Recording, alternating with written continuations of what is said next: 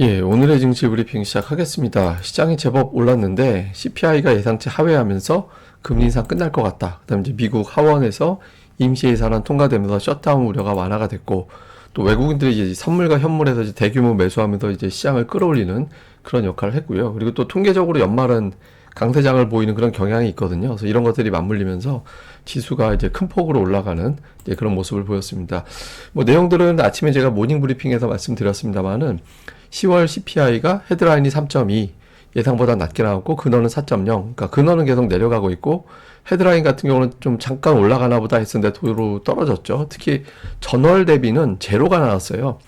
전달보다 올라가지 않는 그런 모습이 나왔고 이제 뭐 에너지 가격이라든가 이런 것들에도 크게 하락한 게 있는데 또 주목해 볼 만한 게 뭐냐면 이게 이제 31개의 세부 품목을 다 보여준 건데 7개까지만 전달 대비 가격이 올라가고 나머지는 올라가지 않았어요. 그러니까 31개 품목 중에서 7개만 올라갔다라면 물가 진정이 전반적으로 여러 가지 품목에도 고르게 나타나고 있다라는 거잖아요. 그래서 미국의 물가가 실질적으로 좀 진정되고 있다라는 거를 보여준 대목이죠. 뭐 주요 반응들 보면 분석가들은 이제 금리 인하가 언제가 될 거냐 이거를 봐야 된다라는 이야기, 그다음에 연착륙 가능성을 높이는 계기가 될 것 같다 이런 이야기 나오고 있고, 닉 티미라우스 같은 경우는 7월로 금리 인상은 사실상 끝났다. 그래서 연준은 향후에 이제 성명서를 어떻게 수정할 것인지에 대해서 논쟁을 할 것 같다. 그러니까 뭐 이제 금리를 뭐 어떻게 할 거냐 이거에 대해서 이제 기존의 입장보다는 조금 달라질 것 같다라는 거죠. 그래서 그런 이야기가 나왔고, 실제로 보면 미국의 어떤 금리 전망을 나타내는 걸 보면 3월부터 금리 내릴 거다가 한 30% 정도 되고 내년도 5월에 금리 내린다 확률이 거의 65% 정도까지 올라가 있거든요. 이제 48%, 16% 이렇게 되잖아요. 그래서 이제 투자들은 내년도 2분기 정도 되면 금리가 내려갈 것 같다. 이렇게 이제 분석을 하기 시작했습니다. 또 미국의 국채 금리도 51선 밑으로 이탈했죠. 51선 밑으로 뚝 떨어지면서 4.4%대까지 이제 밀려 내려가서 신흥 시장에 좀 유리한 그런 환경이 만들어졌습니다.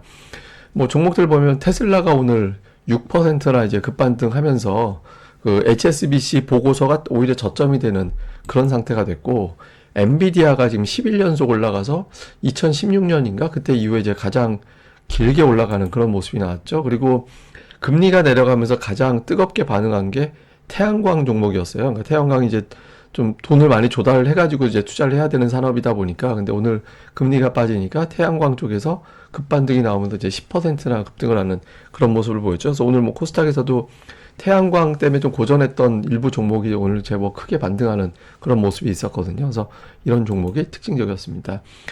뉴스를 좀 보면 하원에서 임시 예산안 가결했는데 이거 임시입니다. 그러니까 내년도 1월과 2월에 각각 부서별로 이제 쓸 수 있는 돈이 들어가서 내년 2월 2일까지가 한도거든요. 그래서 일단 이제 겨울까지는 이제 넘긴 걸로 일단 됐고, 그 다음에 이제 미중 정상회담 나오고 있는데 이게 양쪽에서 신경전, 심겨루기 뭐 이런 단어도 나오고 있고, 뭐 어쨌든 양쪽에서 긴장이 좀 완화되는 계기가 될 것 같다. 그래서 증시에는 긍정적이다 이런 주장들도 있거든요. 그래서 어쨌든 요 결과 좀 볼 필요가 있고, 다음에 이제 2차 전지는 오늘 시장을 좀 흔들었는데 테슬라가 계속 올라가고 있고 또 뭐 종목들이 강세 보이는 건 좋은데 뒷부분에서 갑자기 2차 전지 관련된 종목들이 쭉 하고 빠졌다가 다시 또 회복하고 이런 모습이 나왔잖아요. 그러니까 에코프로비엠의 주가가 뒷부분에서 이제 뚝 하고 이제 떨어지고 그 다음에 다시 셋이 다 돼서 올라갔는데, 에코프로 머티리얼즈 상장이 되는데 이게 또 적자 났다라는 내용이 공개가 되면서 이게 혹시 파도 같은 상황 되는 거 아니냐 막 이런 식의 또 해석이 돼버렸죠. 이거에 대해서 상장 이틀 전이니까 좀 팔아야겠다 이렇게 생각하는 투자자들이 이제 막판에 좀 나왔고, 그것 때문에 이제 물량이 나왔다가 아예 지금은 달라 이렇게 하면서 또 물량을 받는 쪽이 나오다 보니까 이제 다시 또 회복을 뭐 부분적으로 좀 회복을 보이는 그런 움직임이 나왔습니다. 하여튼 후반부에 2차 전지주들이 시장을 좀 흔들었다. 이게 이제 특징이었습니다. 수급에서는 외국인들이 오늘 이제 대규모 매수를 했죠. 양시장 다. 보면은 외국인 투자들이 확실히 그 11월 들어서는 이제 매수 우위, 이틀 연속 매도한 날이 없고요.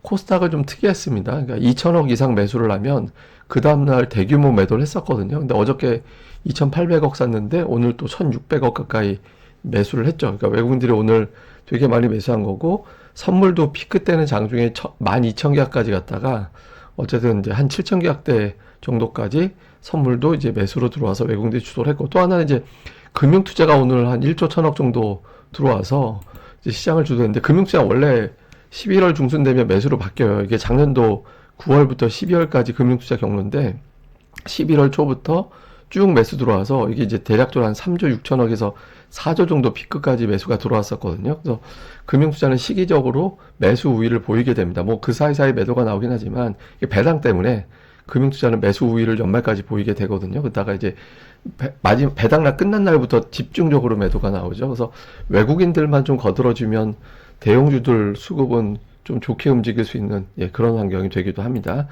자, 종목들 보면 외국인들이 오늘 5,470억 매수 중에서 삼성전자 플러스 하이닉스 매수가 4,400억 정도, 4,300억 정도가 두 종목이었습니다. 그 다음에 이제 자동차 이제 매수를 냈고, 2차 전지 부류는 약간 좀 매도 우위를 보이는 그런 모습이었고, 기관도 오늘 이제 삼성전자 매수했는데, 사실 뭐 금융투자가 매수 상이라서 시가총액 상단 대부분 다 매수 쪽에 들어가 있죠. 하이닉스만 좀 매도로 나간 게 특징이었고, 코스닥에서는 외국인들이 이제 셀트리온 제약, 주성 엔지니어링, HPSP, 그다음에 셀트리온 헬스케어, 그러니까 뭐 그 반도체, 그다음에 제약주 이런 것들을 좀 선별적으로 매수했고, 2차 전지주는 좀 엇갈리는 그런 모습을 좀 보였고요.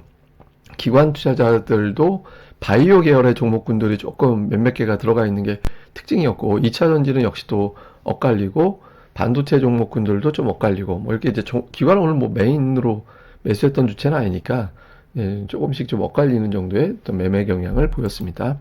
자, 핵심을 좀 정리해 보면 셧다운도 동시에 넘겼어요. 그러니까 주말까지 끌지 않고 일단 CPI와 함께 셧다운 고비까지 넘겨서 금융시장에 일단 부담스러운 요인은 넘어갔거든요. 그래서 이제 전통적으로 미국이 또 연말까지 좀 올라가는 경향이 있잖아요. 통계적으로 보면 뭐 그 11월 15일까지 10% 이상 연간 올라가는 애에는 연말까지 추가 올라갈 확률이 90.6%라는 통계도 있거든요. 그래서 일단 뭐 근데 그러기 위해서 이제 추가적으로 밀고 올라가야 되고, 특히 그 빅테크 중에서 두 종목이 사상 최고치 종가 기준으로 뭐 마이크로소프트, 엔비디아잖아요. 그러니까 얘네들만 가면 안 되고 다른 종목들도 어느 정도 보조를 맞춰서 빅테크가 흔들리지 않는 모습을 보여주는 게 중요합니다. 제가 여러 번 말씀드렸지만 빅테크가 시가총액이 워낙 큰 종목들이기 때문에 이 종목들이 올라간다라는 거는 증시에 큰 돈이 들어왔다라는 징후가 되는 거거든요. 확인이 되는 거라 그런 모습을 볼 필요가 있고, 그 다음에 삼성전자를 외국인들이 매수하면서 이제 올리고 있는데, 제가 요건 잠시 후에 설명드릴게요. 그 다음에 오늘 뭐 특징은 자동차, 반도체 등등인데, 뭐 오늘 뭐 올라간 종목이 많으니까 특징주는 따로 설명드릴 필요는 없는 것 같습니다. 자, 삼성전자를 제가 설명드리겠다라고 말씀드리는 이유는 뭐냐면, 이게 주봉입니다. 항상 반도체주는 주봉 위주로 보시는 것도 중요한데, 200주선이 되게 중요한 선이거든요. 그러니까 200주선이 이제 돌파되고 올해 들어서는 그게 지지선으로 바뀌었잖아요. 하반기 이후부터는. 그러니까 삼성전자가 올해 올라가는 추세가 유지가 되고 있다라는 겁니다. 근데 올라가지 못하고 막혀있죠. 잘 보면. 왜 저기서 막힐까 생각을 해보면 항상 대형 반도체주는 달러 차트로 봐야 된다. 달러 차트 보시면 이게 저항이잖아요. 예, 보시면 이게 저항대. 그러니까 지난번에도 한번 7월 그러니까 저 여름장 이후에 한번 200주선 돌파 시도했다가 거기서 말려서 끝났거든요. 지난주에도 그 자리가 고점이었고, 오늘은 이제 이거를 돌파를 했는데, 이게 이제 원화 차트로는 오늘 2% 가까이 올랐지만 달러 차트로 오늘 4.3%나 올랐어요. 환율은 빠지고 주식은 올라가니까. 근데 이게 200주선이 왜 중요하냐면, 장기적으로 보면 200주선 깨졌다가 그 위로 올라가면 그게 안착이 되면서 웬만해선 두 번 다시 글로 잘 안 내려가는 그런 경향성이 있거든요. 그러니까 새로운 출발점이 되는 경향이 있어요. 달러 차트로 보면서. 제가 삼성전자가 올라가는 애는 실적 턴되는 전에는 40% 정도 연간 올라간다. 근데 오늘 기준으로 30% 올랐거든요. 그러니까 이게 지지가 된다면 연말까지 두 자릿수까지 한번 더 노려보는 거고, 이게 저항이 되면 예전 패턴과 달라지게 되는 거죠. 그래서 삼성전자가 지수에 상당히 중요한 종목이니까 이걸 좀 볼 필요가 있고요. 그다음에 또 하나는 이게 이제 코스닥인데, 코스닥이 3개월 연속 하락한 사례가 2009년 이후에 12번밖에 없었고요. 4개월 연속 하락은 한 번밖에 없었습니다. 제가 이제 2019년도라고 표기를 한 요때만 4개월 연속 하락하고, 대부분 다 3개월 빠지면 그 다음 달에 어쨌든 반등하고 다시 빠지더라도 이렇게 됐거든요. 평균적으로 잘 보시면 빠진 폭의 절반 정도 만회를 하잖아요. 그래서 이런 경향성도 있어서 코스닥이라든가 이런 쪽의 종목 장세가 조금 활발해질 가능성이 있어서 그러니까 종목들 수급 동향 지수보다는 종목들 수급 동향에 조금 더 집중해 보시는 게 좋지 않을까 이렇게 이제 말씀을 드리겠습니다. 제가 오늘 아침에 모닝 브리핑 방송을 한번 베타 버전 비슷하게 이제 시도를 해봤거든요. 그래서 좀 뭐 근데 이게 확실히 퀄리티가 떨어지더라고요. 그러니까 제가 이렇게 자료 준비하고 하는 게 조금 넉넉하게 하는 게 아니라 이렇게 올린 시간이 6시 반인가? 뭐 그때 올리지 않았나요? 7시 반인가 참. 이게 확실히 내용이 좀 애매한데 하여튼 몇 번 좀 테스트 삼아서 해보고 이제 괜찮으면 모닝 브리핑을 그대로 한번 해보고 아니면 방법을 좀 바꾸든가 좀 연구를 해보겠습니다. 아침에 못 오신 분들은 뭐 테스트 버전이니까 한번 보시면 좋을 것 같습니다. 예, 이 방송 좋아요와 구독하기 꼭 좀, 예, 구독하기 들어오시는 게 꼭 부탁드리고 좋아요도 많이 부탁드립니다. 감사합니다.